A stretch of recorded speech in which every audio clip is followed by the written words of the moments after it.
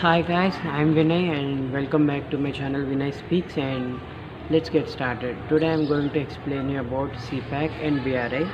Let's see what are the advantages of BRI to the China and what are the disadvantages of BRI to the rest of the world. First, let's see what is CPAC and BRI. CPAC means China-Pakistan Economic Corridor and BRI means Belt and Road Initiative, which was led by Chinese government.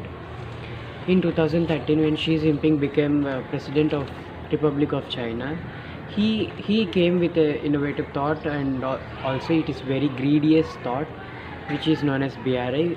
It converts and China into a superpower if it is implemented. See, BRI includes 70 great nations. It, it, it gets the trade map from Beijing to African countries and from Beijing to Eurasian nations, which includes only Eurasian nations, because only from these nations China can build the trade route, which includes main nations such as Russia and Germany, Armenia, Azerbaijan, Pakistan, etc. Like these 70 nations were included in this BRI. First, let's see what are the uses and why CPAC and what its uses. First, to push the low and middle income countries in debt trap. Next, to secure a trade route under Chinese occupation via BRI and debt trap. Third, taking control stakes in big independent infrastructural projects. Okay. Next, to develop naval and military bases in such regions in exchange of relief from debts.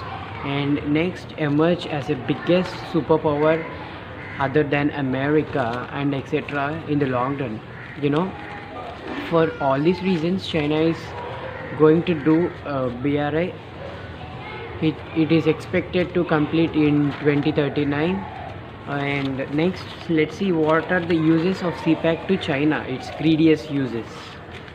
It opens up land locked northwest China to Middle East via BRI, okay, via Gwadar port, right, and enables supply of oil and gases to China via Pakistan, okay.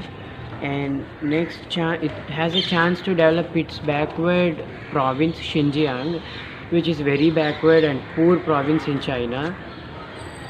Also, it is the land where the Chinese government suppressing the Uyghur Muslims. Next, China, through massive investments, it makes Pakistan its vassal states, and it's undermine Pak's sovereignty, overrun its industry and culture. Okay, also to amplify presence on India's northwestern banks.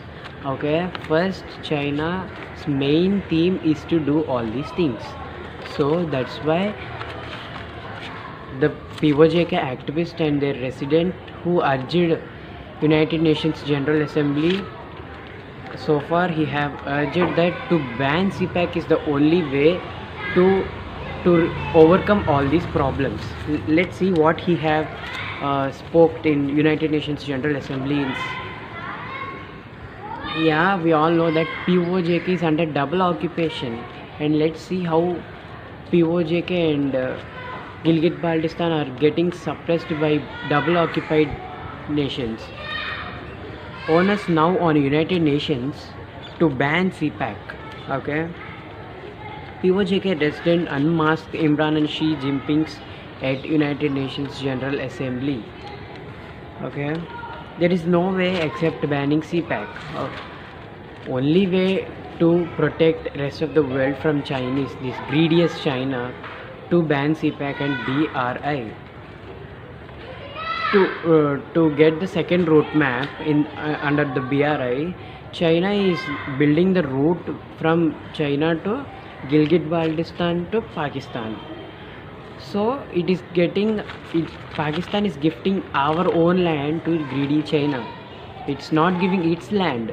If it is going to give its land, there is no way to get into the Pakistan. So Pakistan is giving our land to China, and also over 100 human rights activists in Gilgit-Baltistan have been languished in prisons, and every Pak soldier deployed for every 25 citizens. And then let's see how will be the Chinese debt trap cycles will be. And first, Pakistan, all we know, it is already under control of China.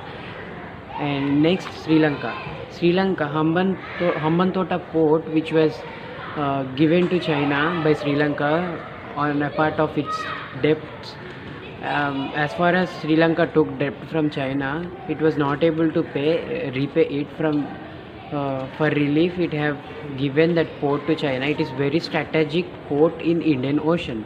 Next, Djibouti is another nation which was also trapped by China by its debts. Djibouti also have so far took debts from China, and now it was not able to pay. So for that, now China is taking a military base and a launch pad for it in Indian Ocean. It is very strategic part. Angola is another nation which is also took debts from China. Now it is not able to pay. For that, China is demanding oil from its nation by hurting its economy.